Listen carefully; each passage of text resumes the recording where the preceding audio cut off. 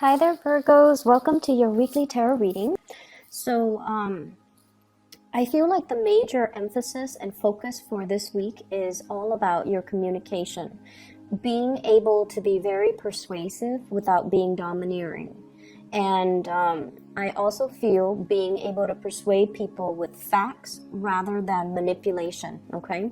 A lot of the times when we want somebody to kind of do things that we think they should do, and we kind of justify it by saying, oh, it's for their better good, it's for their greater good, or it's for their best interest. And we might be in a position where we kind of spin the truth or omit truths, or spin a situation so that it skews other people's perception in a specific direction, and that is manipulation. So I feel like this energy is coming in with both of these spreads, so you want to be a little bit careful about your intentions, and you want to be a little bit mindful about not infringing on people's free will. And even if they make decisions that you don't agree with, it's really important to provide the whole truth so that other people can, make informed, enlightened decisions, okay?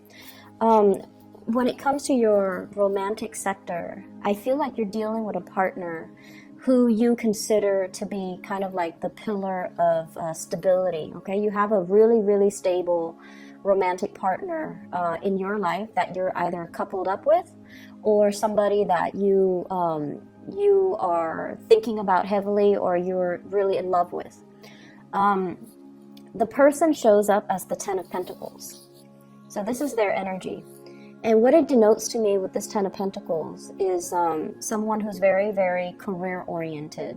They're very family-oriented as well. They keep in touch with their extended family members, grandparents, parents, nieces and nephews, aunts and uncles. So it's somebody that comes from a large family, and they take family roles and relationships very, very, very seriously. And in a way, I feel like they are very mindful of other people's faults, but they don't hold grudges against other people. And they have this enlightened belief that, we're all humans, we're all prone to making mistakes. So I'm not going to hold it against the other person. So I feel like from this person, their energy is very open, they're very loyal and very dependable. And I feel like that sense of loyalty extends to family members. So if you're dealing with them, if it's a crush or if it's even a partner, you want to be very careful about not nitpicking, their family members, because I feel like this really fiercely loyal type of person who might not take well to criticisms about their family members. Granted, they might have flaws, but I feel like this person is very deeply protective, and they're very deeply loyal to their family unit. And I also feel like if you are dating this person, they're fiercely, fiercely loyal to you. I don't sense possessiveness. I don't sense control issues. But I do feel like this is a person that doesn't take relationships lightly. And they might not have dated around a lot. So I feel like somebody who's a late bloomer, somebody who, really believes in the institution of marriage, and they're a little bit more old school, a little bit more traditional, and I feel like they do want to embody the traditional gender roles or the traditional family value where one person's the breadwinner, the other person takes care of the kids. It might not be as old school and as archaic as that, but I feel like deeply they're very, very entrenched in the past, and they are very reliable, a really good provider, somebody that has property, somebody that even works in the financial industry, okay? I also feel if you are, this is your energy coming to the table. This is how your partner views you. You show up here as the King of Wands, and your energy is you take good care of yourself. You work out, you dress well, you're mindful about the way that you look. You have a public persona about you as well, where you might have to give presentations. You might have to, lead the way. You might be in charge of people. You might be a leader in your own right. And you're someone who it's like you're a major player in your industry, in your field of expertise. You have a lot of knowledge, and you're kind of like that career climber, where your position is very set and you're due for promotions next year and then the year after that. So you're very, very financially established, and they like the fact that, you know, you get things moving for yourself. You don't sit there and wait for opportunities. You're very proactive about getting out there. This is also feeling a lot of passion towards another person. This is somebody who's protective, who's caring, who's nurturing. They don't overstep their boundaries though, and in general it indicates to me a lot of passion and chemistry that you are bringing to the table towards another person. If you are dealing with an earth sign, a Taurus, a Virgo, or a Capricorn, I feel like there might be communication issues coming into the picture, and your partner might be very slow to act. You know, with the nature of the Ten of Pentacles is that they're very, very methodical. They're very risk adverse. They don't like to take unnecessary risks. They don't like to deviate from their routine and their norms. And they don't really, they're not impulsive, not very spontaneous. And I feel like you're trying to get a lot of things moving, and this person is kind of dragging their feet. And as a result of it, I feel like there might be, you know, communication issues coming in through here with the Three of Swords, which is harsh words being exchanged, possibly a separation, or even thinking about like arguments between couples that can relate to, you know, the silent treatment, or like that can result in one person withdrawing because they're hurt. So be very, very mindful about how we communicate, because the King of Wands, it's someone who's very proactive, but they can be a little bit forceful, okay? If you're dealing in particular with earth signs, I feel like, you know, want to tone down on the teasing and the communication, and make sure you communicate from a space where you're understanding of their slowness to act, that you're also, you know, a little bit more understanding of their willingness or their unwillingness for change, okay, to make like rapid sweeping change in their lives. They see you as someone who's able to implement, you know, it's like you don't talk about things, you just do them. You don't sit there and say like, oh, here are my plans, you know, you just get things done. And I feel like your partner is not on the same time frame as you, and it can be a little bit frustrating. I see as well a lot of like missed opportunities between you and a crush, okay? So we have here the Five of Cups. This is what I call like the heartbreaker card. It's somebody who can be seen as a little bit flirtatious. They are very, very friendly, but their attention is not exclusive to one person. Or at least they're not really aware of how other people perceive them. So I feel there's an element here about, you know, harsh words being exchanged, feeling that sense of regret, and feeling that sense of like, I shouldn't have said that, or, you know, he or she should not have said that to me. So it can create a little bit of an estrangement between two people.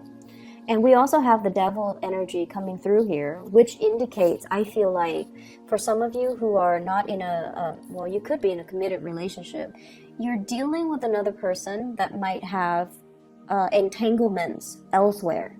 Okay, so they might have a family, they might have, you might find out this week, like somebody you're interested in is already in another relationship. If they've been flirting with you hardcore, then, you know, I feel like you're going to put a stop to that.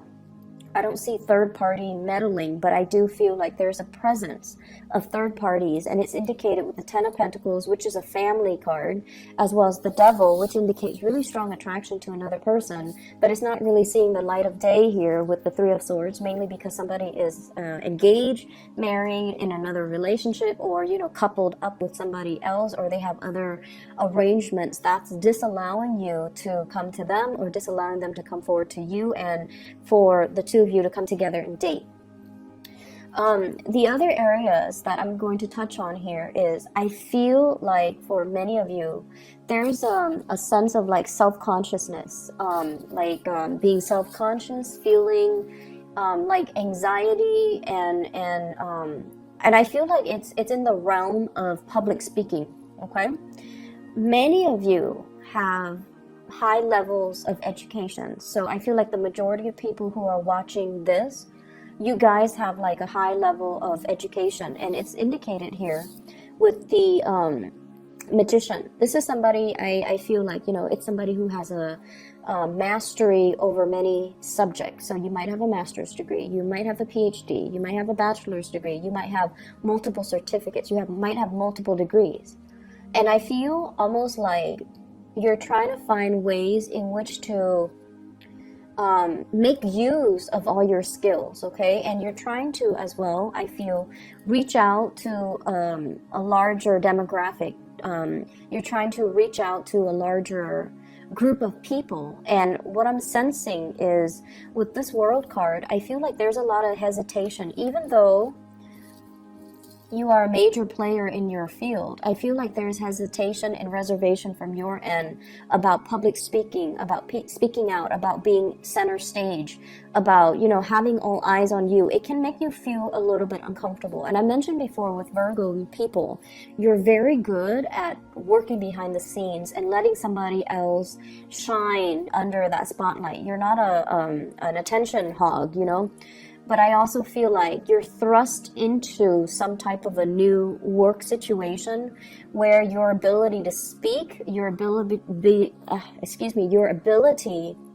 to be very eloquent with your speech, to be very concise with your communication, and to be very articulate. Somewhat like, if it's interpersonal relationship, you do just fine. But if it's in a large group setting, you know, the anxiety sets in and self-consciousness sets in, and you're not able to convey the messages to the best of your capabilities. And I feel like you might be beating yourself up over it. Rehearse, okay? Rehearse so that everything flows naturally, and so that you're not scrambling at the last minute. Just rehearse. It does wonders for you, okay? So I see that element coming through where there's like social anxiety, or even like public speaking, fear of public speaking and things like that. I feel for many of you, there are, it's like making decisions with another person, trying to decide, and I feel like it's heavily work focused, okay? I see a lot of work trips, a lot of travel and movement happening for you guys as well. And I feel some of you are finishing up something, like possibly publishing. You're trying to get people to publish it, or you are trying to attend like conferences where you have to, you know, talk about what you just published. And then I also feel people finishing up something, possibly finishing up with school. And then traveling to, you know, for job interviews, traveling to try to find financiers or funding for some type of project. It's going to be a very busy week, but I see this big element about you rubbing elbows with people that are also major players in their field, and they're going to be able to give you a lot of assistance, a lot of technical expertise, and it's going to really help you overcome a lot of these issues, okay? So I hope the reading is helpful for you guys, Virgos. Take care of yourself, and I'll be back next week, okay? Bye-bye.